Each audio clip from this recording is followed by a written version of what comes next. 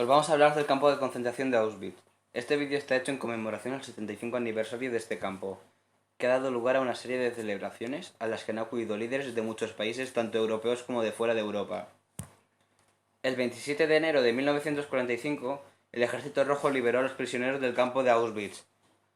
La liberación fue también el descubrimiento de la fábrica de matar diseñada por el Tercer Reich, el cual presidía Hitler. Estaba pensada para deshacerse de judíos y todo tipo de opositores. Murieron más de 1 millón de personas debido a diversos métodos de tortura. 75 años después continúan los recuerdos. Este aniversario ha provocado la publicación de un buen número de libros y documentales sobre el Holocausto. La cultura alemana vuelve a hacer memoria sin aportar muchos nuevos datos, pero cumpliendo con algo que debemos hacer siempre: mantener vivo el recuerdo, tras la progresiva desaparición de los testigos directos. Según un estudio realizado en Alemania, solo el 47% de los escolares alemanes de entre 14 y 19 años sabe que es Auschwitz. Esta situación está siendo denunciada ya que la cuarta parte de los alemanes tiene antecedentes migratorios que sufrieron la masacre. Los campos de concentración fueron construidos en Alemania y los territorios conquistados por ella desde 1933. Como podemos ver en el mapa, hubo otros campos de concentración dentro de Europa. Destacan Polonia en el campo de Chelmo, Serbia con Crveni Krst, Países Bajos con Amersfoort, Noruega con Bardufos, Italia con Bolzano, Bélgica con Brindong y Francia con Livernet, entre otros. El más importante fue Auschwitz, del cual trata este vídeo. Todos estos campos estuvieron en funcionamiento desde 1941 hasta 1945 y 1948, aproximadamente, y dejaron entre 200 y 70.000 muertos. Los campos de concentración fueron construidos en Alemania desde 1933. Alemania empezó a instalar los campos en sus territorios ocupados. Auschwitz fue una institución estatal administrada por las autoridades centrales del Estado alemán. El campo de concentración se ha convertido para el mundo en el símbolo del Holocausto, genocidio y terror. Fue construido por los alemanes a mediados de 1944, en las afueras de Oswiecim, en Polonia. La ciudad adquirió el nombre alemán de Auschwitz, que se convirtió también en la denominación del campo de concentración Auschwitz. Al principio debía tratarse de otro campo más de concentración, pero los muchos construidos dentro del sistema del terror nazi. A partir de 1942 empezó a convertirse progresivamente en el mayor centro de exterminio masivo de judíos.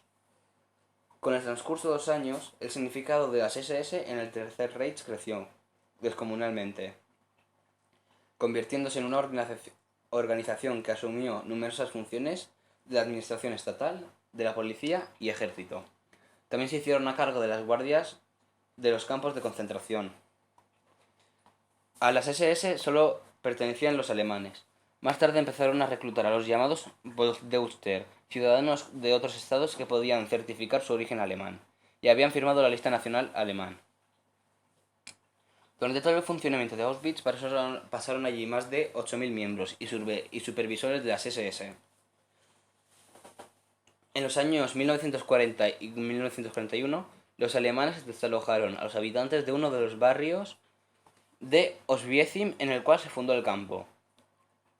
También resultaron desalojados y luego internados en guetos todos los judíos, que suponían aproximadamente el 60% de la población de Oswiecim. Un gran número de polacos fueron llevados a Alemania a realizar trabajos forzados. Se echaron abajo 1.200 viviendas, parte de los edificios desalojados fueron asignados a oficiales y suboficiales de las SS, de la guarnición del campo, quienes con frecuencia se instalaron con toda la familia. También se instalaron familiares de colonos alemanes, construyendo en su lugar nuevos talleres relacionados con la producción militar del Tercer Reich. Para trabajar en sus talleres trajeron a 11.000 hombres forzados, sobre todo polacos, rusos y franceses. A partir de 1942, el campo empezó a cumplir una segunda función. Se convirtió en el centro del exterminio de los judíos europeos que murieron solo por su origen. Tras las denominadas selecciones, se asignaban en cámaras de gas a la mayoría de las personas ingresadas en el campo. En el momento álgido de su funcionamiento, el campo de Auschwitz constaba de 3 partes principales. La primera y más vieja es Auschwitz, que fue progresivamente ampliada para cubrir las necesidades del campo. La segunda parte en el campo de Auschwitz II-Birkenau, el mayor dentro del complejo de los campos de Auschwitz. La tercera parte es el campo de Auschwitz III, Morowitz. En Auschwitz se realizaron multitud de experimentos relacionados con patología y genética. Josef Mengele fue un oficial alemán de las SS en el campo de concentración de Auschwitz, quien, además de encargarse de seleccionar a las víctimas que morirían en las cámaras de gas, realizó terribles experimentos con prisioneros. El comandante en jefe de las SS, Heinrich Himmler, fue uno de los responsables de ordenar la matanza de millones de personas, entre ellas judíos, homosexuales, comunistas, enfermos mentales, etc. Desde el inicio, Himmler estuvo muy interesado en la experimentación. Por ello ordenó que todos los experimentos debían ser consultados con él antes de iniciar. La eugenesia o manipulación genética fue uno de los mayores intereses de los nazis. Se creía que los gemelos eran la opción ideal para descubrir más sobre la genética. Según Ottmar von Berchwer, biólogo y preocupado con la higiene racial, la investigación con gemelos era el método soberano para la investigación genética con humanos. Con estas pruebas se buscaba encontrar las similitudes y diferencias en la genética de los gemelos. Josef Mengele fue el hombre encargado de liderar estos experimentos. Más de 1500 pares de gemelos fueron sometidos a pruebas y solo 200 sobrevivieron. Mengele fue seleccionado como el médico principal de Auschwitz por haber realizado un estudio en el que, según él, la raza de una persona podía identificarse por la forma de la mandíbula. Para llevar a cabo los experimentos, los gemelos eran separados por edad y sexo. Luego eran encerrados. Los experimentos iban desde inyecciones con químicos en los ojos para ver si así se podía cambiar de color, hasta coser a 2 gemelos para crear siameses. En el campo de concentración de Dachau se realizaron investigaciones para tratar la malaria. Lo que se hacía era tomar prisioneros, quienes eran infectados con mosquitos o inyectados con extractos de una glándula mucosa de mosquito. Lo que se buscaba era que los prisioneros contrajeran la enfermedad para luego aplicarles diversas drogas y ver cuál era más eficaz. Más de 500 personas murieron a causa de este experimento. En Buchenwald se realizaron experimentos para investigar la fiebre y su posible solución. Los prisioneros fueron inyectados con la bacteria del tifus, lo que ocasionó la muerte de más del 90% de las víctimas. Otros prisioneros fueron vacunados con sustancias químicas, para después de algunas semanas ser inyectados con gérmenes de fiebre. El resto eran infectados sin protección previa para comparar los resultados. También se realizaron experimentos con viruela, fiebre amarilla, cólera, difteria, etc. Experimentos con trasplantes. La finalidad de estos experimentos era la de estudiar la regeneración de músculos, nervios y huesos. Para ello se realizaron trasplantes de huesos y se extrajeron músculos y nervios, todos sin anestesia. Este tipo de experimentos se realizaron en el campo de concentración de Ravensbrück. La mayoría de las víctimas quedaron mutiladas o discapacitadas, además de que muchas murieron.